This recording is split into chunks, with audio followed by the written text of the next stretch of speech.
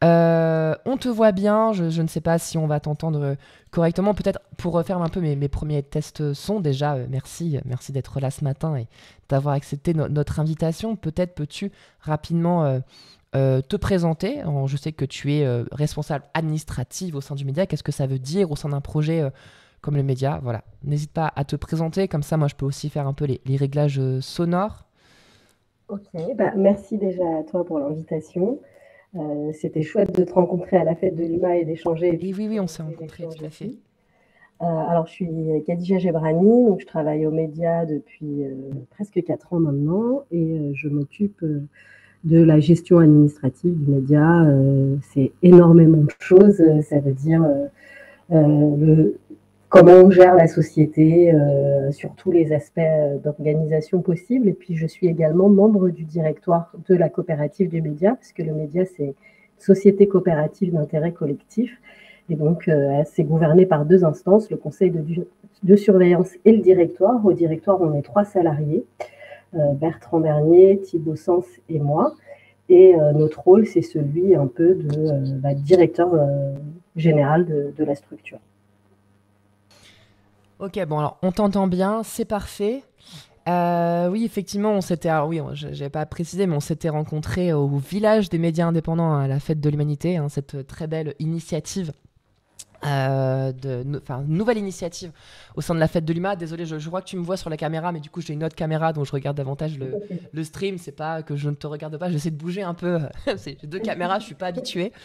Mais en tout cas, on avait beaucoup parlé on avait beaucoup parlé notamment de la situation que je pense ici un peu tout le monde a suivi. C'était cet été au niveau de la présentation du dossier au niveau de l'ARCOM qui n'a pas été présélectionné par l'ARCOM.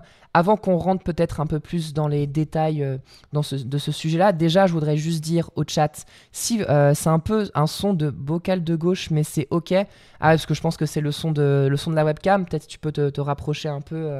Peut-être qu'on entend un peu mieux, mais globalement, tout le monde t'entend, donc c'est correct. Avant qu'on rentre un peu plus dans cette histoire du recours, je voulais dire, si vous voulez poser des questions sur le chat, n'hésitez pas à mettre questions en gros au début, comme ça je peux bien voir les questions et revenir un peu sur le projet, sur l'initiative. Donc le média, ça a été pendant des années une chaîne en ligne. Vous avez pu avoir aussi après avoir un canal sur la Freebox. Septembre 2022, il me semble, c'est l'annonce de la candidature pour le dossier TNT du média. C'est quoi l'origine du projet et pourquoi, en fait, pourquoi la TNT? Alors, septembre 2022, en fait, c'est le lancement de la chaîne 24/7 du média et donc de cette volonté d'aller concurrencer les gros médias de masse sur leur terrain. Parce qu'on s'est rendu compte que les médias indés, euh, c'est un, c'est un monde très riche, mais qui est un petit peu tourné sur lui-même. Et nous, on avait envie que notre information, l'information qu'elle fabrique, elle soit destinée à plus de monde. Et on s'est dit que la meilleure manière d'aller confronter les médias de masse et de critiquer aussi leurs idées et leurs mécanismes de fonctionnement, c'était d'aller sur leur terrain. Donc on a lancé ce projet de chaîne de télé d'info qui n'existe pas en fait, il n'y avait aucun média indé dans cet espace-là. Et on a d'abord commencé sur YouTube avec une chaîne 24/7 et puis on a été chercher les box et chercher l'ARCOM pour une première demande de conventionnement hein, qu'on a mis du temps à avoir, mais qu'on a fini par obtenir en juillet 2023. Voilà, l'aventure a commencé comme ça, avec cette volonté d'aller c'est un désir de lutte en fait pour qu'il y ait de l'information d'actu, de qualité et qu'elle puisse contredire celle qui a pignon sur rue.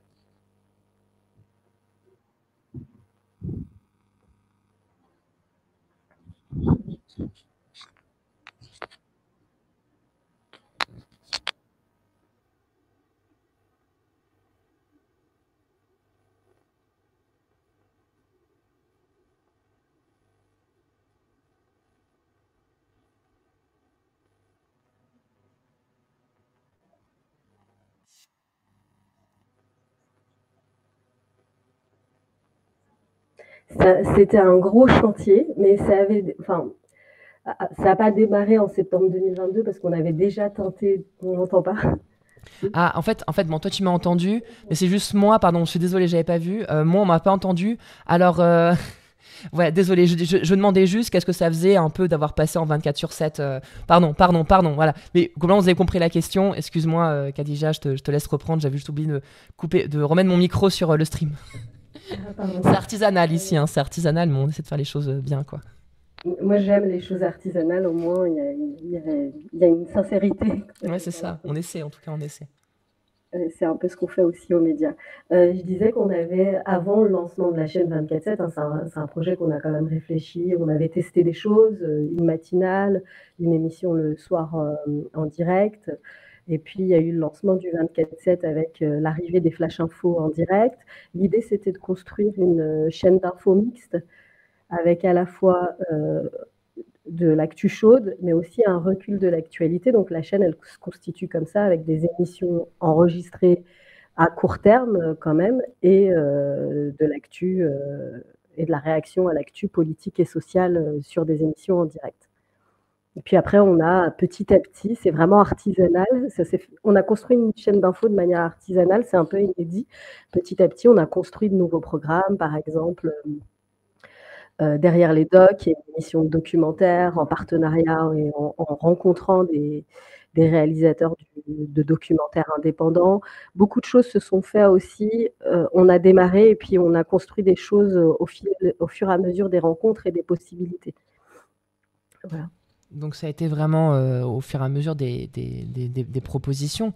Qu'est-ce que ouais, je voulais dire, j'imagine que du coup tu disais du côté artisanal, enfin tu as monté cette chaîne un peu de manière, enfin vous avez monté cette chaîne un petit peu de manière très artisanale. J'imagine que du côté financement, et ça rejoint un peu plus la question du côté de l'Arcom, ça a été compliqué. Il y a eu un soutien financier, j'imagine que votre modèle financier en gros c'est quoi? C'est vraiment le soutien des gens qui regardent, il y a des mécènes. Est-ce qu'il y a des milliardaires de gauche qui vous financent? Non, on n'en a pas trouvé. Non, alors notre modèle financier, il est très simple, c'est que depuis le départ, le média, il est en libre accès. Donc on veut que tout le monde ait accès à cette info. C'est un peu le principe des cafés suspendus, je ne sais pas si tu vois ce que c'est. C'est Oui, je vois. Ouais, les je vois. personnes qui ont les moyens de financer cette information, bah, ils la financent en prenant un abonnement de soutien ou en faisant un don occasionnel. Et puis ça permet de faire vivre la structure. Et on fait donc on a à peu près 10 000 abonnés de soutien. On est aussi une coopérative, donc il y a des gens qui prennent des parts sociales et qui peuvent du coup participer et intégrer les AG, enfin participer, voter aux AG et même intégrer les instances. On a des sociaux qui sont membres du conseil de surveillance. Enfin, tout est prévu pour que tout le monde ait sa place. Et puis, on fait des campagnes de dons ou des crowdfunding quand on veut financer un projet particulier. Et jusque-là, ça fonctionnait comme ça. Après, le lancement en 24/7 nous a pas coûté énormément d'argent, hein. C'est quelques investissements techniques et ensuite, c'est une réorganisation de notre manière de produire l'information. Et on a une équipe avec laquelle on tourne. Et c'est pour ça d'ailleurs qu'aux médias, on est sur des directs du lundi au jeudi et pas jusqu'au vendredi pour le moment. C'est aussi parce qu'on tourne avec cette même équipe et qu'on veut pas dépasser nos capacités de production. C'est tout à fait compréhensible. Donc c'est vrai que voilà, il y a cette idée d'un financement qui, j'ai quand même l'impression pour l'instant fonctionne. Enfin, en tout cas, après ça se développe au fur et à mesure. Un financement qui se développe, mais qui est assez original dans le monde de la télé. Et justement, on en vient à à ce dossier au niveau de l'Arcom. Il me semble que votre audition au niveau de l'Arcom, enfin pas que vous d'ailleurs, pas qu'aux médias, mais dans plein de médias différents, de dossiers différents, c'est à partir de mi-juillet. Et moi, quand j'ai regardé l'audience, que je l'ai regardé comme beaucoup de gens, je pense, qui étaient très intéressés par le projet, il y a un truc que je me suis rendu compte, c'est que comparé à d'autres auditions, les gens qui avaient en face n'étaient pas, était assez interrogatif sur la question du financement, parce que c'est revenu vraiment tout le temps, ça a été la question principale. J'ai pas l'impression qu'ils aient en face peut-être vraiment compris comment dire, votre manière de financer, qui je pense pour eux était peut-être assez nouvelle. Toi, enfin, ou même aux médias en général, comment vous avez perçu cette audition-là? Est-ce que vous avez estimé que vous avez le même traitement que pour d'autres projets? Bon, j'imagine, vu ce qui s'est passé, peut-être que non. Comment ça s'est passé? Est-ce que tu peux raconter un peu genre, les coulisses de cette audience? Déjà que vous arrivez à aller être auditionné par l'ARCOM. J'imagine que c'était un gros travail en termes de dossier. Comment ça s'est passé ce jour-là, quoi? Alors, ce jour-là, c'était très intense, très, très fort pour nous. On s'est préparé depuis des mois. Euh, Moi, j'ai été plutôt satisfaite parce que on avait anticipé énormément de questions, on avait fait des tests, hein, on avait répété des auditions d'1 heure, où on s'était mis chacun dans nos rôles avec d'autres instructeurs, donc c'était rigolo. Mais moi, j'ai trouvé que les questions de l'ARCOM, le fait qu'ils s'intéressent au modèle financier, ça ne me choque pas, c'est tout à fait logique, puisque la vraie problématique d'accès à la TNT, c'est celle de l'argent. Et il n'y a pas d'autre modèle qui n'ose y aller, justement parce que les coûts techniques sont très, très effrayants. Et nous, on s'est dit on a construit le projet financièrement de manière très solide. On n'y serait pas allé à l'audition, hein, si on n'avait pas réussi à construire quelque chose de tenable. Ah oui, bien sûr. Et on avait rencontré des acteurs, on a mis en place un plan de financement.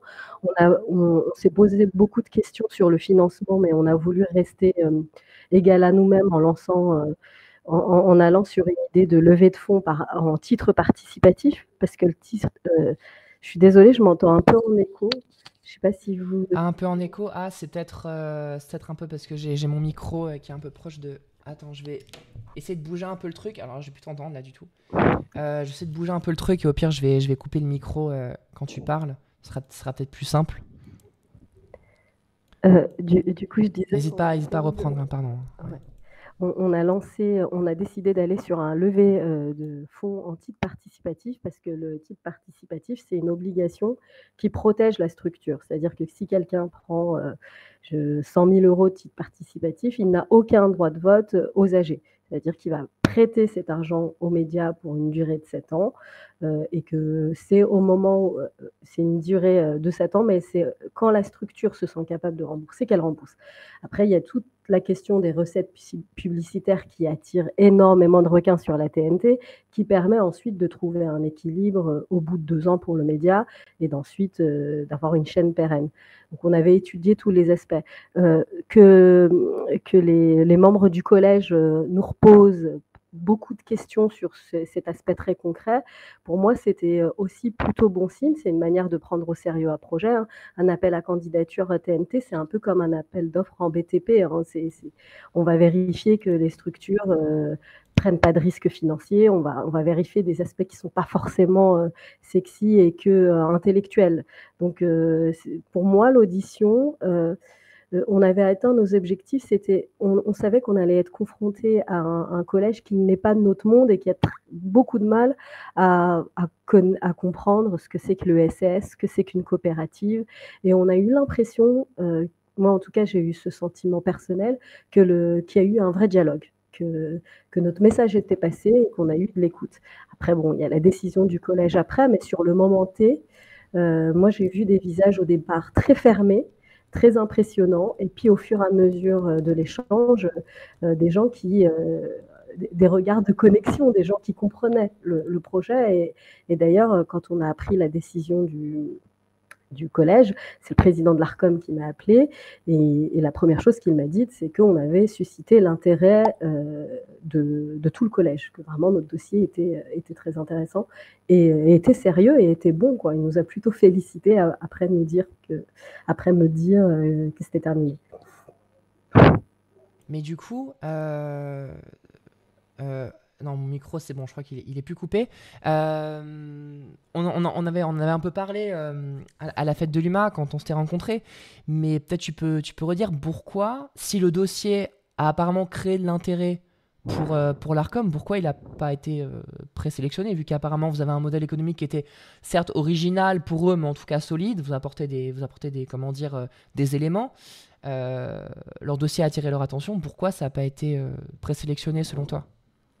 Après l'audition, je précise qu'on a apporté des lettres d'intention, donc de combien de fonds on avait la certitude de lever. Et c'était pas mal, vraiment très bien. Pourquoi? C'est la question, et c'est pour ça qu'on va au recours. Nous, on a besoin d'avoir des réponses. On a besoin de savoir comment l'ARCOM, sur quoi elle se décide. Il faut savoir que, par exemple, il y a 2 nouveaux candidats qui n'ont pas de chaîne de télé, qui ne sont pas encore conventionnés à l'ARCOM. Nous, on ne comprend pas qu'on ait été écartés.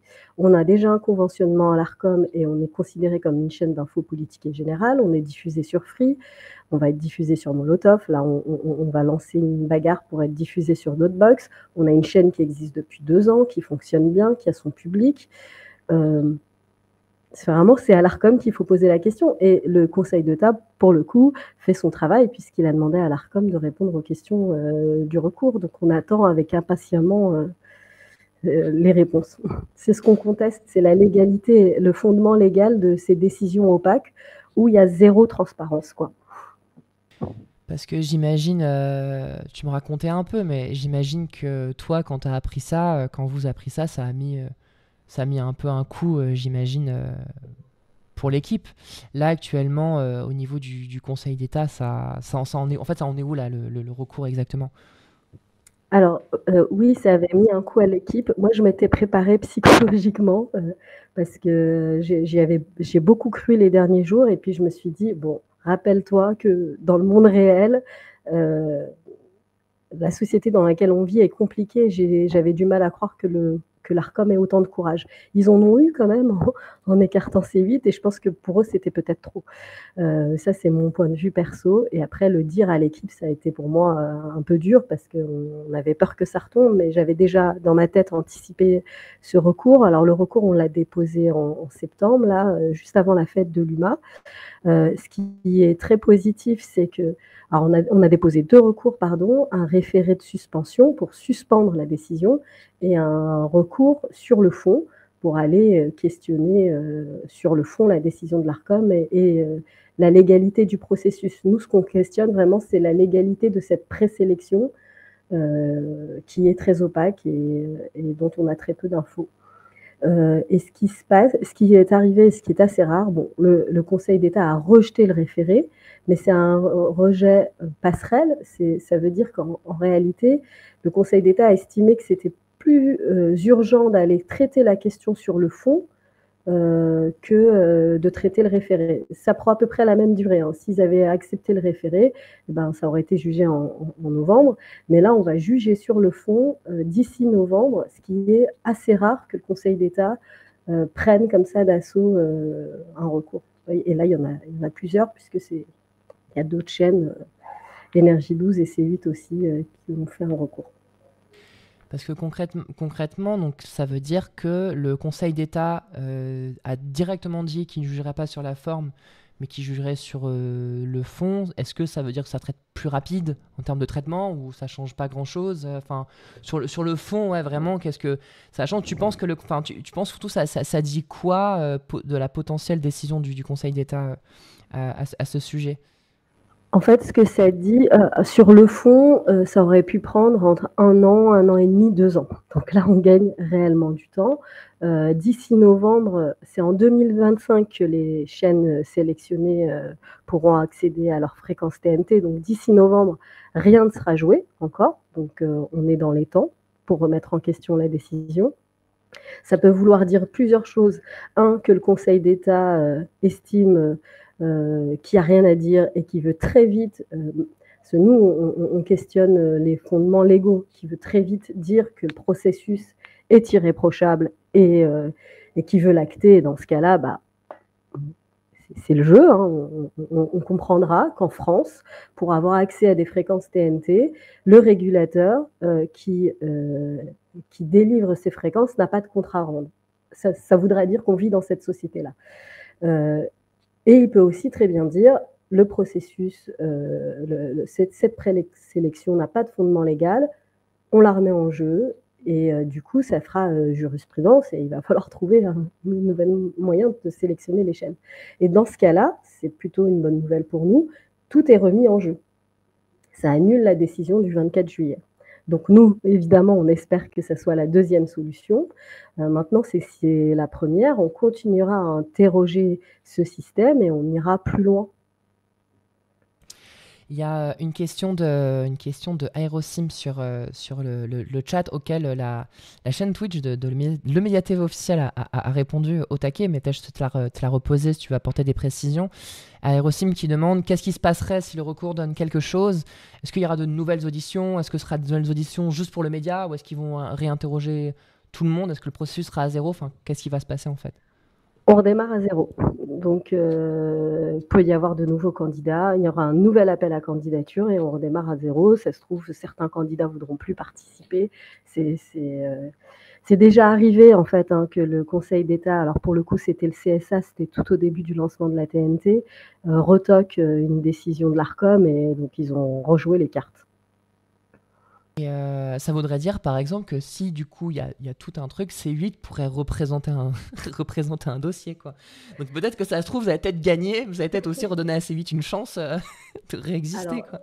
ça serait possible, mais ça serait extrêmement bizarre. C'est-à-dire comment le régulateur peut justifier d'écarter C8, et surtout sur des questions alors là, de financement, sur un plan financier qui est concret. C'est une chaîne qui est endettée. Ce n'était pas la même chose qu'un projet de financement pour développer quelque chose. Là, la situation économique de C8, elle est concrète. Et puis, il y a beaucoup d'autres choses qu'on reproche à C8. Donc, comment l'Arcom pourrait justifier de faire un virage pour C8 Mais par contre, ce qui compte, c'est pas l'attribution des chaînes. Ce qui est vraiment important, c'est qu'on puisse se dire qu'on est dans un pays où des décisions qui concernent autant l'intérêt général soient prises de manière claire, en rapport à la loi, et que tout le monde puisse être considéré. C'est-à-dire prendre juste les citoyens pour respecter en fait le domaine public et respecter les citoyens et respecter la loi. C'est ce qu'on demande vraiment. Et peut-être qu'une victoire du média, l'arrivée du média sur la TNT, ça pourrait aussi créer une jurisprudence pour d'autres projets, peut-être si ça aboutit. On espère. En tout cas, si le recours n'aboutit pas, parce ce sont les juges qui décident, si le recours n'aboutit pas, c'est pas terminé pour le média. Dans 2 ans, il va y avoir Chérie 25 qui perd son droit d'auto-autorisation arrive à échéance. Donc, on va repostuler dans 2 ans. On ira frapper à la porte de la TNT jusqu'à ce qu'on nous laisse entrer. Juste peut-être, petite question technique, parce que là du coup je coupe mon micro quand tu parles pour éviter les échos, est-ce que tu t'entends toujours en double ou pas? Non, très... Ok, bon il faut juste que je coupe mon micro. Et dis-moi sur le chat si le son est correct, parce que moi je n'ai pas les moyens du média, mais je fais aussi des trucs artisanaux et j'essaie de les faire correctement. Donc tu nous as un peu expliqué là où ça en était la situation. Il y a Zépopoète qui demande, mais je pense tu as peut-être un peu répondu déjà, ça décalerait la mise en application des décisions pour tout le monde. Donc bon, ça veut dire peut-être la fin de C8, ça décalerait, mais aussi la création des trucs genre Réel TV, Ouest France, enfin je sais pas les noms des autres projets, ça veut dire que ça décalerait tout et tout le monde doit représenter le dossier, quoi. En gros, c'est ça. Oui, après, je ne sais pas dans quelle précision le Conseil d'État va décider soit de réintégrer des candidats, soit de remettre tout à zéro. Enfin, ça, je ne peux pas vous le dire précisément. D'accord. Donc, ce sera vraiment le Conseil d'État. Tout redécaler, mais c'est pas très grave. Je pense de décaler les choses. Ce qui compte, c'est qu'elles soient en cohérence avec la loi et qu'il y ait une certaine justice dans notre pays. De toute façon, quoi qu'il arrive sur longtemps, j'imagine que vous êtes prêts pour repartir, quoi.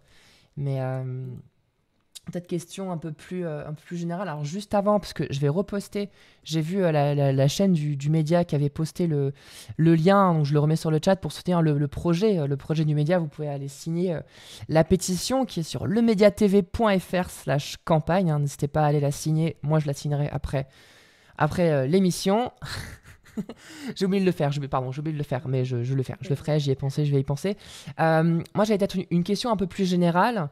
T'en as parlé un petit peu au début, mais c'est vrai que moi, par exemple, c'est une question que j'aborde souvent voilà, dans les matinales en général.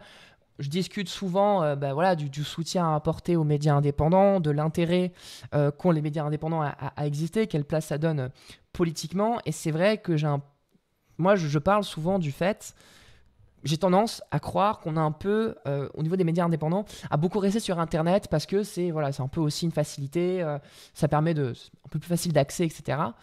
Est-ce que, voilà, c'est quoi pour toi aussi l'importance politique, je dirais, plus générale, qu'ont des médias de gauche progressistes? Alors c'est vrai qu'il y a la question, est-ce que vous définissez médias de gauche ou pas? Je sais que ça peut faire débat. Comment dire, c'est quoi l'intérêt vraiment d'investir les médiums traditionnels comme la télé ou la radio? Est-ce que c'est juste pour apporter une note parole? Est-ce que tu penses que ça peut faire concurrence aussi à CNews? Est-ce que ça a un intérêt politique plus général au-delà du média? Au-delà du média, c'est vrai qu'on se pose souvent la question euh, de l'intérêt pour les médias de gauche progressistes d'investir les médiums traditionnels, quoi. Pour moi, si les médias indés et de gauche vivent en parallèle de la société, existent en parallèle du rythme de la société, c'est très bien parce qu'ils vont pouvoir parler à leur public. Enfin, quelqu'un qui va s'abonner à Mediapart ou aux médias, enfin encore le média c'est gratuit, mais quelqu'un qui a la possibilité de s'abonner à Mediapart, il sait déjà pourquoi il le fait. Il a déjà accès à une information de qualité, il a déjà un raisonnement qui lui permet de ne pas être manipulé par les médias de masse. Par contre, quelqu'un qui rentre du travail après une journée de 10 heures, 2 heures de transport et qui allume sa télé et qui tombe sur une information, des infos homogènes avec une idéologie très forte qui pousse à la surconsommation, à aucune critique politique, à manipuler en fait, s'il a la possibilité de zapper et de tomber sur une chaîne qui va juste le prendre, qui va juste essayer de faire de l'information sincère avec une sensibilité qui part d'un point de départ. Enfin, nous, on dit qu'on a une sensibilité à gauche, on dit d'où on part. Ça n'empêche pas les journalistes du média de respecter la déontologie et de faire leur travail correctement. Ils ne cherchent Bien pas sûr, à manipuler. bien sûr. Ils ont une couleur qu'ils assument et qui n'est pas cachée. Alors que CNews, c'est pas le cas. CNews ne dit pas que c'est une chaîne d'extrême droite. On sait pourtant ce qu'elle affectionne, on le découvre. Et malheureusement, les gens, moi je pense, je sais pas, moi je pense à un papy, à une vieille dame ou à quelqu'un qui n'a pas le temps de lire, qui n'a pas le temps de se faire des expos, de sortir, qui habite dans une région où il n'y a pas énormément d'accès à la culture ou à l'info, qu'il ait la possibilité de zapper sur d'autres chaînes où on va prendre un temps de parole différent, où les codes seront différents. Aux médias, on a le temps de parler. Aux médias, on invite des personnes sur nos plateaux qui ne sont pas forcément invitées sur les autres plateaux. Et on va parler aussi des luttes, on va s'intéresser à d'autres sujets, on va proposer une autre hiérarchie de l'information. Pour nous, c'est vital que la grosse problématique des médias indés, c'est pas qu'ils continuent à survivre, c'est qu'ils soient visibles. Et c'est d'ouvrir les portes et qu'ils soient accessibles à tous. Et la question d'aller créer la télé, il n'y a rien de plus accessible. Et en fait, tous les milliardaires et toutes les puissances financières, elles y vont pour une raison. Il y a la question du politique, mais il y a aussi juste la question de la consommation, il y a la question de la manipulation dans une société capitaliste. Et nous, il faut qu'on existe. Et c'est pour ça que dans le projet du média à télé, on invite d'autres médias. Là, on est en train de construire en ce moment un programme de coproduction de reportages avec des médias indés de région. Ça, c'est génial. Moi, j'adore être sur ce projet parce qu'on va pouvoir aussi aller s'intéresser à la région et aussi mettre la lumière sur le travail de journalistes indépendants en région qui s'efforcent de tout leur cœur à faire leur travail, mais ça passe inaperçu. L'idée, c'est vraiment de rendre visibles ces journalistes qui font incroyablement leur travail et qui ont encore une conviction dans leur métier. D'ailleurs, je disais en début de chat, mais si vous cherchez des correspondantes dans le Nord. Moi, je suis dans le Nord de la France et je fais ce travail. Ah bah écoute, J'en profite. je t'invite à la réunion, alors juste après. Il y a une réunion qui est prévue la semaine prochaine avec d'autres médias indés. Je crois qu'on a personne dans le Nord d'ailleurs. Ah, bah, parfait. Parfait. Moi, je On suis en là. discute après. On en discute après, il n'y a pas de souci. Louis qui se sent concerné. Ah bah un petit peu, un petit peu. Mais du coup, ouais, il y a cette question-là aussi avec, comment dire, un peu cette responsabilité. Enfin, vous avez porté le projet avec les autres médias. J'ai vu qu'il y a une émission qui a été créée il n'y a pas longtemps avec Frustration. Tout ce projet-là de faire vivre les médias indés au travers de votre projet, bon, c'est un peu une responsabilité. Comment ça se co-construit aussi ce projet-là, au-delà du financier, vraiment techniquement en fait? Comment vous êtes allé chercher les médias? Quels médias? Est-ce qu'ils viennent à vous? Sur quel sujet? Tu disais un peu la question en région, mais il y a aussi beaucoup de médias qui sont un peu plus nationaux. Comment ça se construit ce projet qui est quand même original, quoi? Bah, ça part de tout ce que je t'ai dit avant Ouais, ouais. et puis, les choses sont très simples en fait dans la vie, bah, on écrit. Moi j'ai dû écrire, je sais pas combien de messages et de mails et j'ai d'abord proposé des rencontres et puis on s'est rencontrés avec les équipes. L'idée c'est pas, tant d'avoir une responsabilité ou c'est plutôt de faire convergence. On a chacun nos forces et plutôt que d'être des concurrents entre médias indés, l'idée c'était, mettons en commun nos forces, nos moyens, nos besoins aussi et allons emmerder, pardon, je suis un peu vulgaire, mais allons T'inquiète tacler pas, c'est pas... nos vrais ennemis, allons tacler BFM, allons tacler CNews en étant ensemble, en fait, en faisant convergence de nos moyens. Et c'était facile, enfin, moi, ça m'a un peu étonnée parce que je ne pensais pas que quand on a une idée en tête, quand on la vit, quand on la ressent dans l'équipe, parfois quand on rencontre après l'extérieur, ça ne matche pas toujours. Donc, et en fait, à chaque fois, c'était une évidence. Alors, tous les médias indés qu'on a rencontrés, on faisait le même constat et on avait les mêmes besoins. Et on s'est dit go. Et là, on construit les choses. Alors, ça prend du temps, hein, c'est réfléchir à l'aspect financier, comment construire le projet, comment il faut que la partenariat soit pas chronophage aussi, qui ne fatigue pas, parce que le point commun de tous les médias indés, c'est quand même qu'on est des petites structures qui donnent déjà beaucoup et il faut réussir à pas s'écorcher en faisant convergence, quoi, pas se faire mal.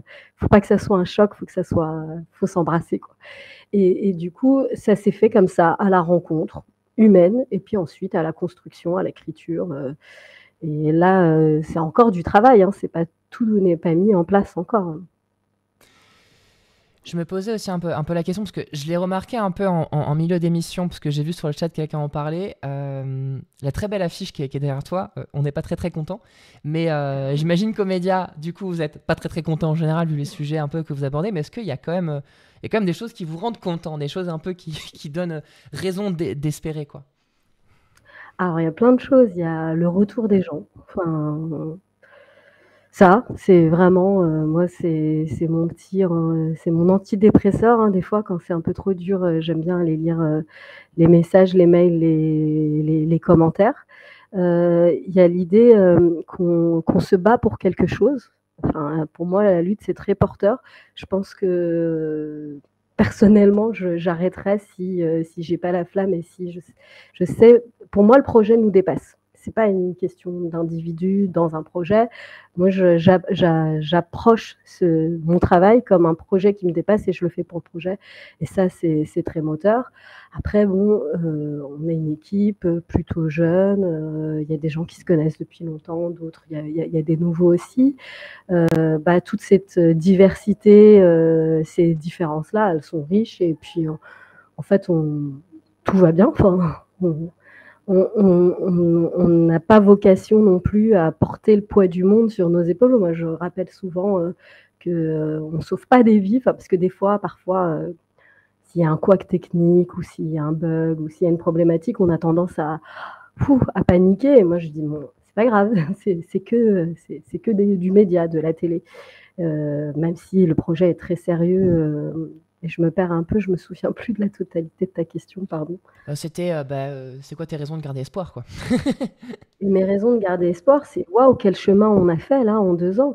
Enfin, pour moi, cette candidature TNT, alors souvent les gens m'abordent ou même mes amis, mes proches, avec un peu des pincettes en se disant la pauvre, elle doit être déprimée. Mais moi, pas du tout. Cette expérience de candidature TNT, alors déjà, moi, humainement, personnellement, elle m'a fait grandir parce que je me suis découverte aussi dans l'expérience. Et puis, il n'y a que du positif. Alors, toutes les relations qu'on a nouées dans le cadre de cette candidature, elles sont devenues concrètes et on continue à les travailler. Et ça nous a ouvert des portes. En fait, j'ai l'impression que ce moment-là, ça a permis aussi aux médias, et on le sait, qui souffrent un peu d'étiquette, hein, qui a une réputation qui lui colle à la peau, ça nous a permis d'aller vers les autres et de montrer qui on était. Et donc, c'est que de l'espoir.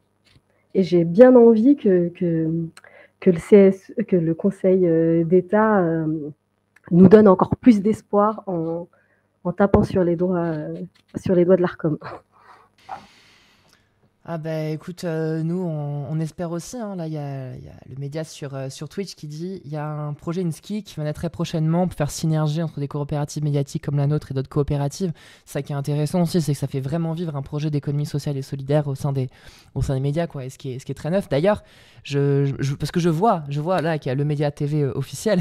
Est-ce qu'il y a un projet de diffusion Twitch, d'émission sur Twitch, ça existe aussi, ou c'est un projet à part, c'est un projet au sein du média? Est-ce que ça existe? Parce que je vois le nom Twitch, donc je me permets de poser la question.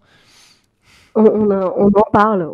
Il y a eu des tentatives, mais là, c'est complètement mis de côté. Mais Ça pourquoi marche. pas, hein. Ça marche. C'est pas facile à mettre en place avec notre orga et notre rythme. Bah oui, bien sûr, bah, j'imagine. Ok, bah je remets le lien sur le chat. Je suis un projet en stand-by. Ça marche. Bah, en tout cas, beau projet, beau projet. En tout cas, je remets le lien. De la pétition. Ah, j'ai mon PC qui bug. C'est très artisanal. On se soutient entre projets artisanaux, entre beaux projets. N'hésitez pas à aller soutenir le média, enfin la pétition en tout cas pour le Conseil d'État. Puis j'espère que ça va arriver bientôt. Je ne sais pas si tu as...